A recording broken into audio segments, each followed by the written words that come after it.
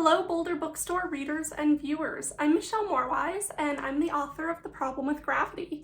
And this is a book about two girls, baton twirler Tatum Jones and space-obsessed Maggie Weir, who end up paired together for a school project.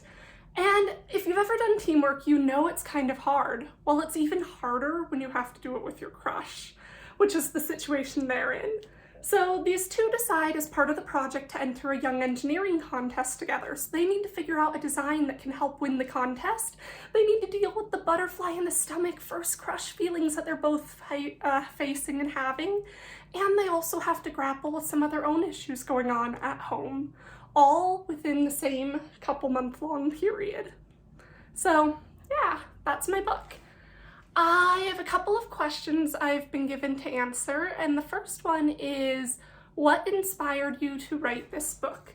So The Problem with Gravity is actually my second story, my second middle grade novel, and it is set in the same universe as The Trouble with Robots, my first. When I was writing The Trouble with Robots, there was this teacher character that kept coming up in the story named Mrs. Weir.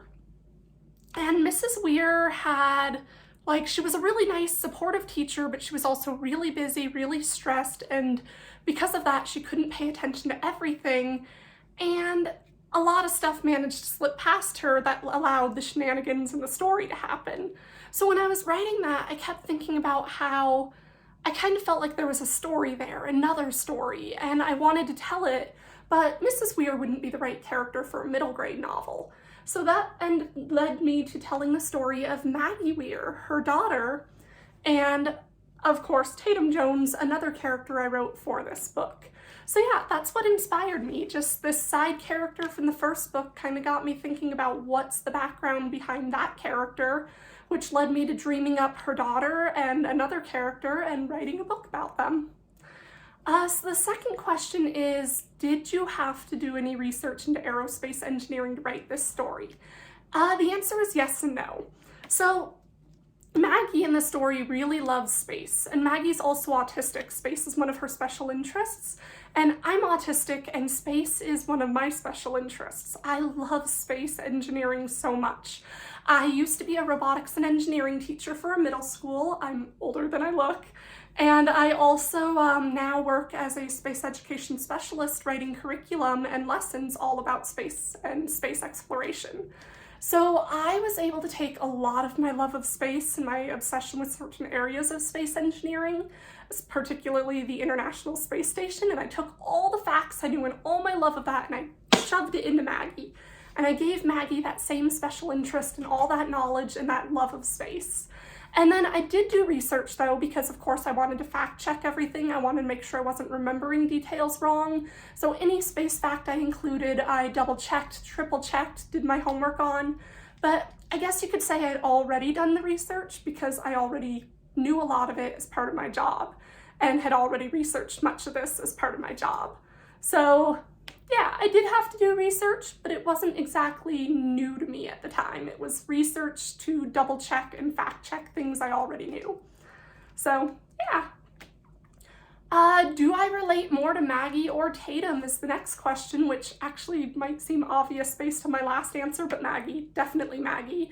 Maggie's a very different person than me. She has very different personality, very different things that she does and likes, but I did give her all my love of space.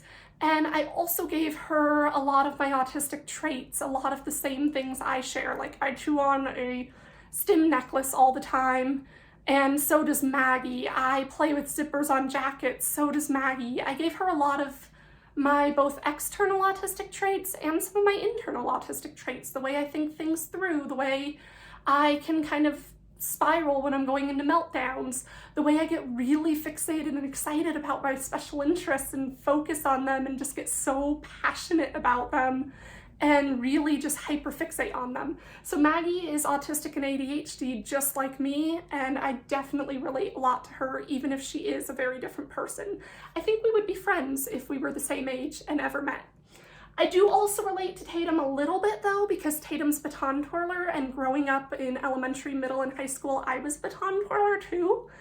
But while we have that in common, Tatum is a lot cooler than I ever was. So yeah, Maggie. I relate the most to Maggie.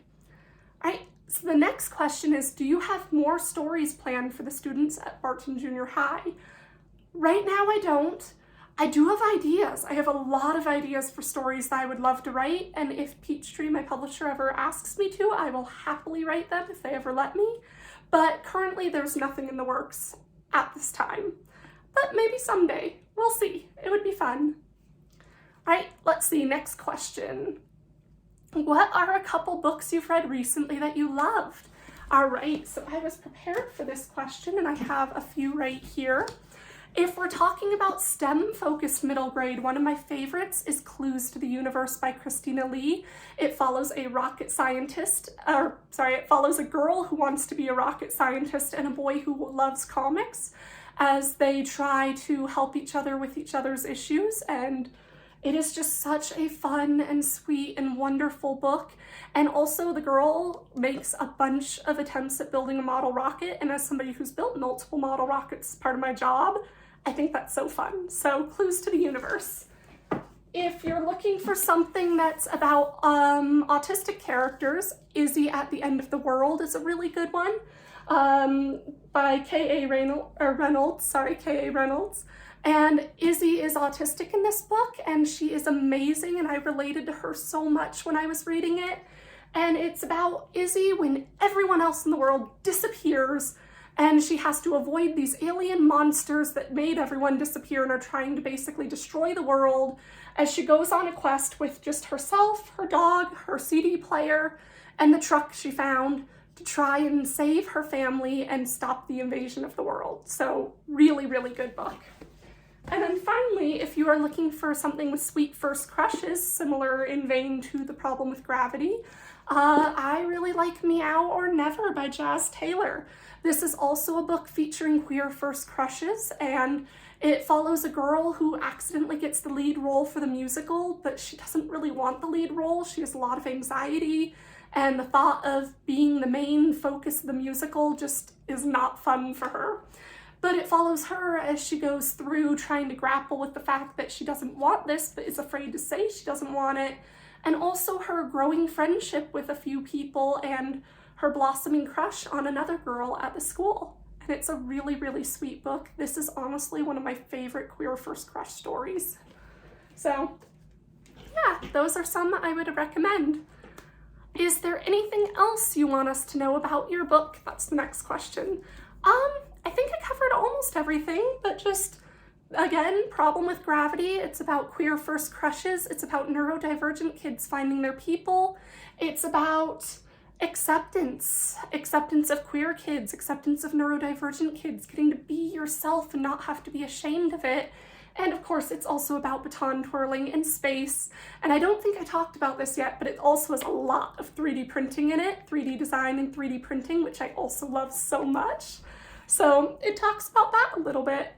And it also talks about expectations, because both girls have expectations for what their families should be like and their lives should be like. And their expectations don't necessarily meet the reality of what they're facing. So they have to kind of grapple with that as they go through their own challenges at home. So that is The Problem with Gravity. Now, the last question is, can you read us a short passage from your book? And yes, I can.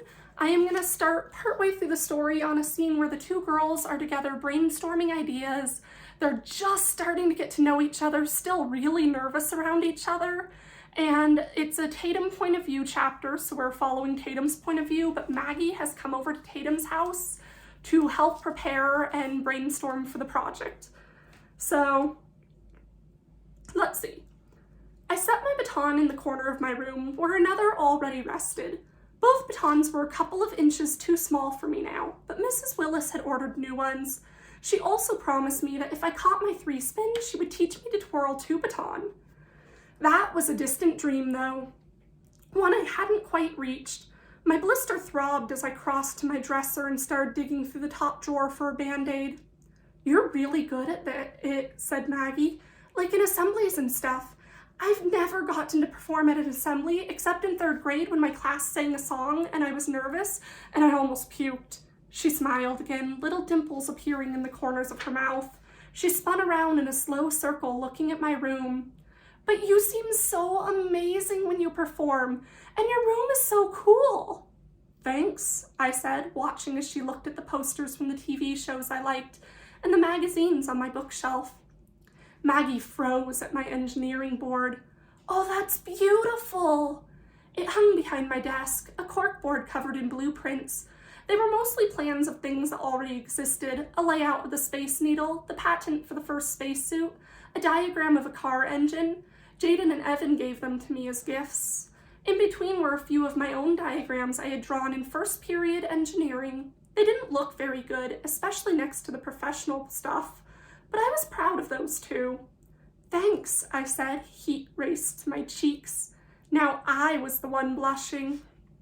I didn't know you liked engineering so much, said Maggie.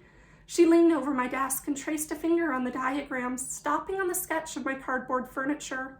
That's the cabinet you made, right? Yeah, it turned out okay, I shrugged. It was more than okay, laughed Maggie. It was really good. Our bookshelf was nothing compared to that, though Sean and I did have a lot of fun building it.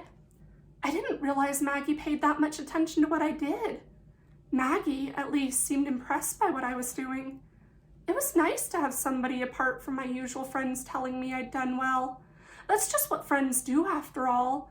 But Maggie and I were still getting to know each other. She didn't have to say such nice things. Still, Maggie's words felt warm, like a hug wrapping around me. Thanks. I smiled and gestured for Maggie to join me at the 2 chairs I had set up in front of my desk. Creating things has a rhythm to it, just like with twirling. It's a puzzle, a challenge. As we settled into our seats, I wondered if I sounded silly to Maggie. Here I was, trying to compare something academic to a sport. But Maggie kept smiling. What about you? I asked. Do you like engineering? Yeah, building is a lot of fun. I don't like planning as much though, because I kind of lose my engineering diagrams a lot, but 3D design is great. You must have loved when your mom made us do those 3D model skyscrapers. Best project ever. It was nice talking to Maggie like this, now that she wasn't so scared of me. She was coming alive in a way I hadn't noticed before, her smile bright and her messy blonde bangs falling across her eyes. I think I want to be an engineer one day, I said. It felt strange to say it out loud. I didn't talk about it much. After all, Evan went to school for engineering. If I mentioned it to anyone, I'd get compared to him. But Maggie was acting so chill right now that the words just slid right out. Really? I used to want to be one too, but then I realized I don't like math and stuff, but you'd be good at that. Maggie leaned over the desk, reaching for a pencil. Her arm was so close to mine, I could almost count the freckles that ran from her face to her hands. What do you want to be then? I asked. Maggie paused for a second, looking up towards the ceiling. An astronaut, she said. I want to see outer space. And that is a short scene from The Problem with Gravity. Thanks for listening and thanks for reading. And if you do dive into my books, I hope you enjoy. Have a great day.